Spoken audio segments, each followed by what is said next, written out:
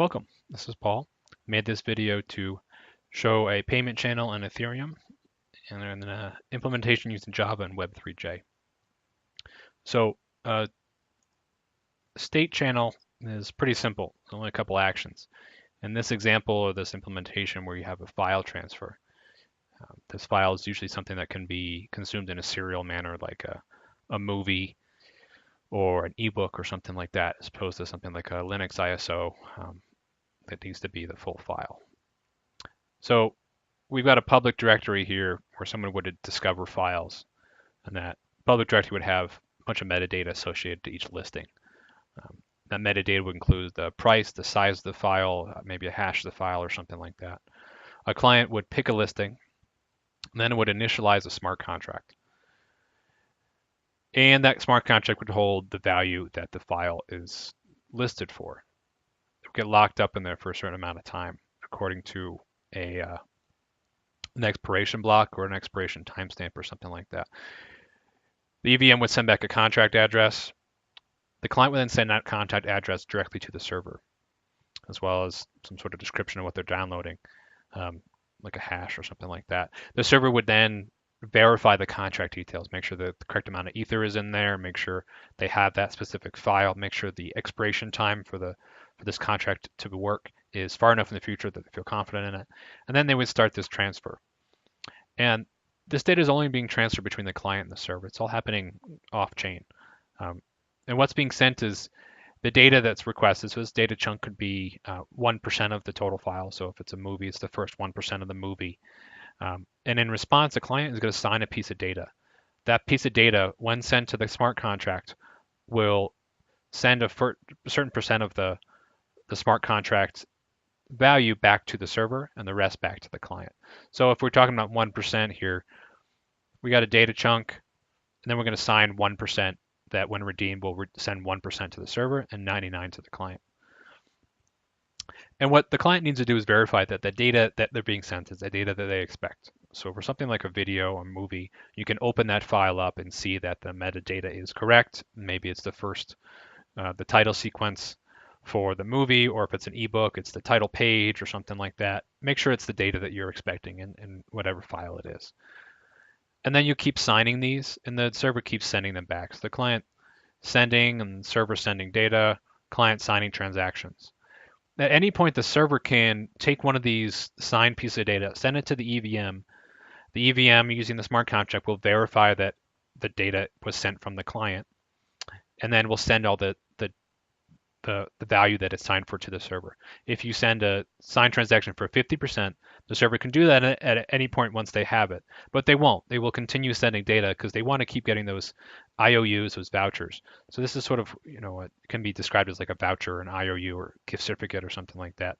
They're good enough as money, and the server can act counterfactually to keep sending data, knowing that they have something that they can send to the EVM when they're ready to get their value out of it, even though they don't see any transaction on the EVM that sends them data. And the client can keep sending these and verify that each piece of data is what it is by watching the movie, watching the live stream, reading the book, or something like that. And then once we've got a signed transaction for 100% of the value of the contract, the server will send that because they're not going to receive anything higher. You can't get more money out of the contract than is in it. So they're always going to send it the 100% signed one. So let's see what that looks like in a smart contract. This is a very simple implementation for it. So we initialize the contract with some funds. This is payable. We got a client and server, file hash, and expiration block. Client is the client from the diagram. The server is the server from the diagram. A hash describing the file that we want to buy and when this contract will expire. We'll get to that in a second. So is redeemable. This is a public read-only function. What it does is takes those signed pieces of data. This is parts of that piece of data that the client sent and the value of that signed piece of data. So the server sends that in. And we use EC recover to take all those pieces of data and make sure the recovered address will be the client. Then we take the value and we hash it and make sure the proof is the proof that was sent in. The proof equals the H that we recovered. Make sure the recover is signed by that. and make sure the sender is the server instead of the client, so the client can't redeem something from the past or something right away. So this is redeemable. It gets called every single chunk that we use, or every single chunk that gets sent. But it's free. No gas is spent on it. Then we've got this redeem function. This is what the server is going to call when they're ready to redeem. Either they think the client's not going to send anything else because they severed the connection and they send a message saying they're done, they finished, or we've got 100%. The server's got 100%. They call the same is redeemable with those same values. If the value is greater than the balance, we send all the money to the server. If it's less than, we send the value that was signed for.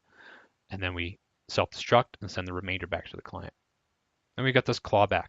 So let's say the server never sent any data. We just have our ethers locked up in this contract. We can't get it out. We don't have the file, so we want to get our money back.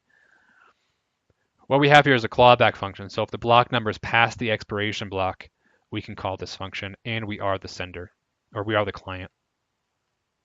And that's pretty much it. It's just those couple small functions, and that creates a state channel. So let's take a look and look at an implementation for it. So we have Ganache here running. We've got a 101 account and 100 in another.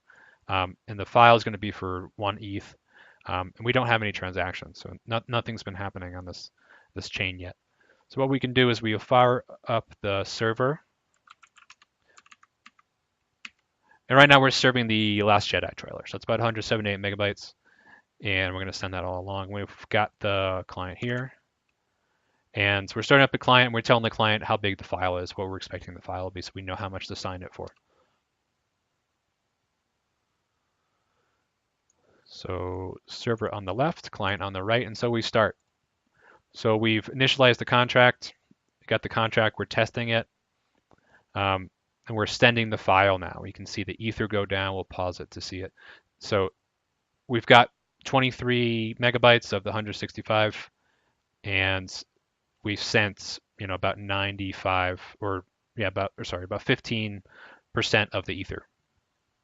And we see this as the server looking at. Each verified has called this verified function.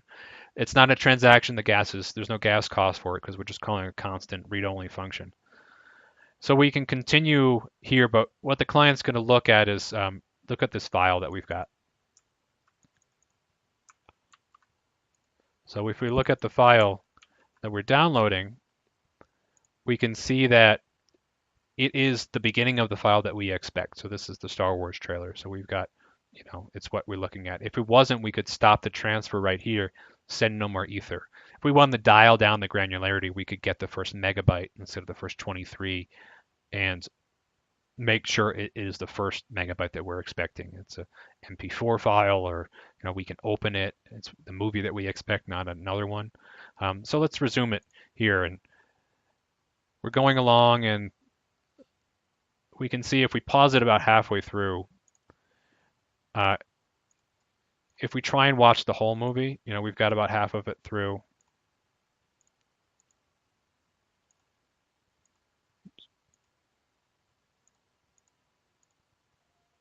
We should see about half of it, and then things sort of fail about halfway through. If we try and go past half, we can't get there. There's nothing there. The file's not complete, but we can watch the first half because we sent half of the value. So let's let it go all the way through. We're going to send, and it's verifying each one of these transactions. We sent,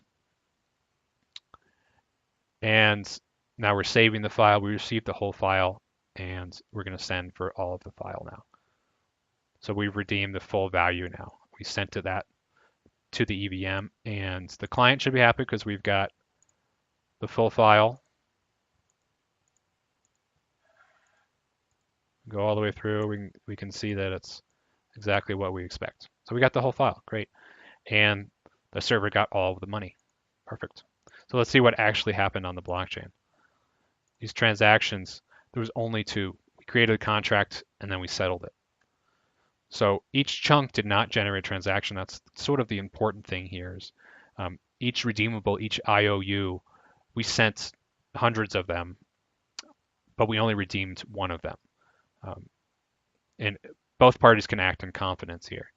So why is this important? Why is this something of value? Um, what we've done here is we've trustlessly sent one file or paid for or purchased one file with no third parties. So we didn't need a intermediary. We didn't need an escrow. There's no other party that could step in later. If one person sent the file, if the client received the file and sent money in that order, they could get, screwed out of their money if the server doesn't send the file that they're expecting, and vice versa. The server didn't send the file and then not get paid. So there's no one that needs to go first in this situation. It's a trustless. So that's pretty important, and the server can act counterfactually. So they receive this IOU, but they don't send it. They don't get the money for it, but they know they can in the future because the smart contract specifies it. They can redeem it. All right.